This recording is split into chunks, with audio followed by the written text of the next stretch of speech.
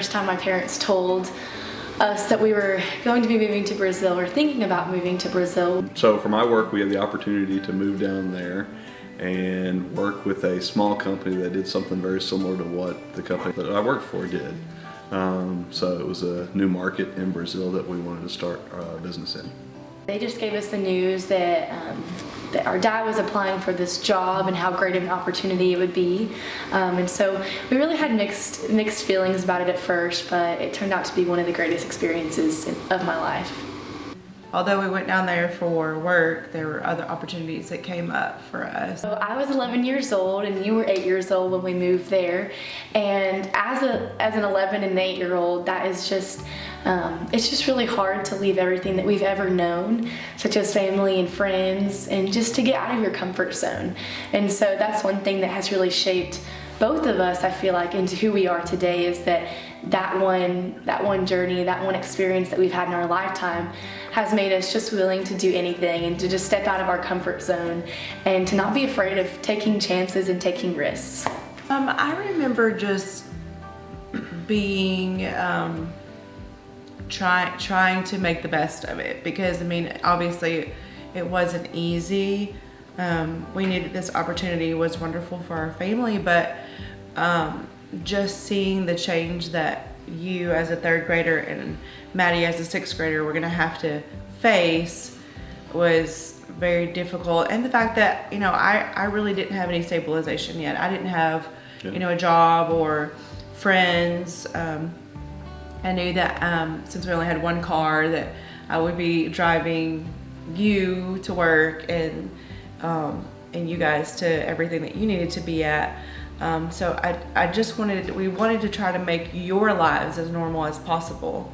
I remember the first car ride to our new city was crazy. We saw graffiti everywhere. We saw people walking in the streets. It was just crazy because that's so unlike Hot Springs, Arkansas. When we moved there, you know, we get assigned somebody to help us relocate. So they help us find a place to live in the schools and just help us in general, like getting a car and things like that. And so the lady that was normally helping us, she was sick that day. And so she asked one of her people, one of her friends, who was this younger girl, just, you know, not too far out of college, to go in her place and help us that day. And we were getting our car that day. And so her name was Anna, who came to help us, and we just hit it off with her. I mean, hello everybody, my name is Anna.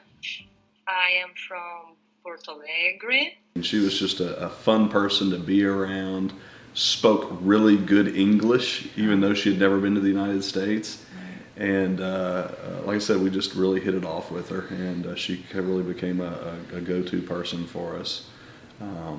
And I'm about to cry talking about her, because I just feel like she was one of our biggest blessings there. Yes. For sure, her and her husband. And you know, she actually taught me Portuguese. So she would come into our home and teach me Portuguese, and you as well, Ainsley.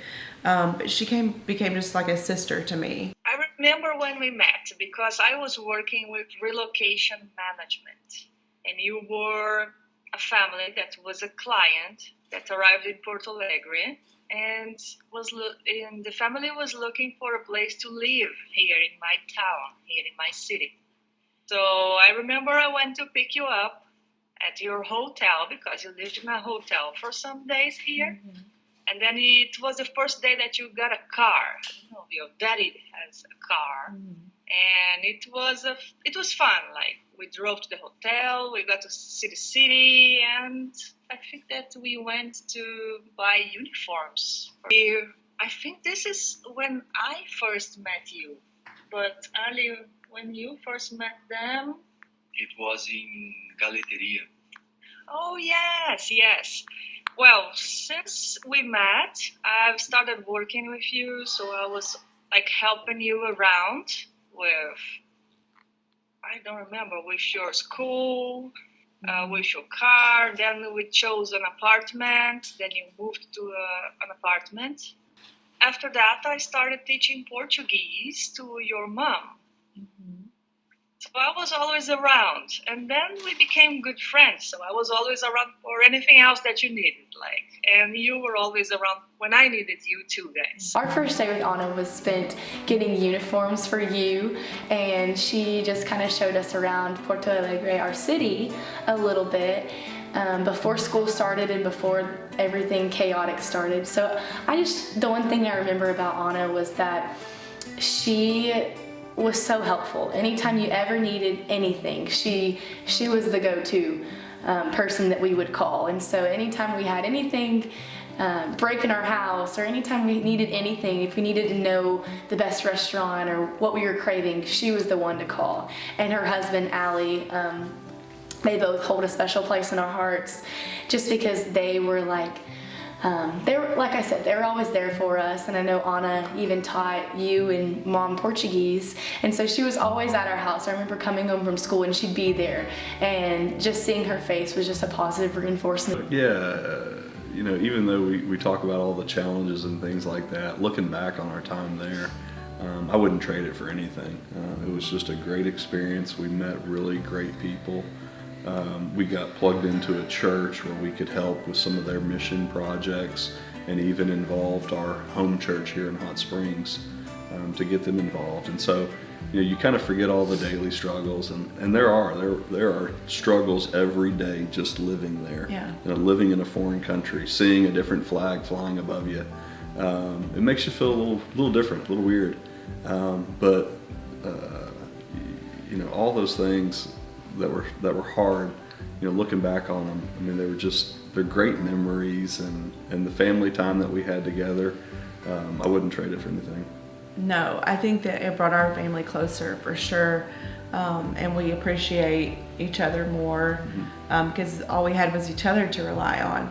But I also think one of the biggest things that you girls gain from living in a foreign country is that you appreciate what we have and where we live and how wonderful the United States of America is. I also think that it kind of gave you a perspective of there's a whole other world out there, and you want to see it. And so I have no doubt in my mind that living in a foreign country gave you both a desire to travel and want to help with missions. Right.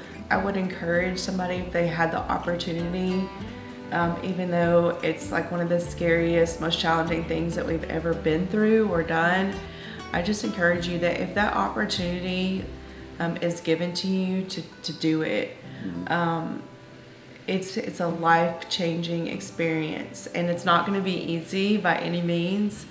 You know, my Facebook post may have made it look easy, but I mean, there were many times where I thought, oh my goodness, what have we done? Why are we here? What are we doing? But every time I had a bad day, there would be 10 good days. And that's all because, you know, you have to get out and you have to make friends. I just think it's really, really neat that we have friends from all over the world because we live there. I would just say that living there has taught me that travel is so important in life, and I would just encourage you that if you have the opportunity to travel, then I would absolutely take it. I think that travel teaches you so much about life. It teaches you about other cultures and other beliefs, and just teaches you to love people even when they don't look the same as us. So we'll just leave you with this, with a thank you and a goodbye in Portuguese. How about that? Okay. Okay. Tchau, tchau. Muito obrigada. Tchau, tchau. Muito obrigado e tchau, tchau. Love you. Bye. Tchau.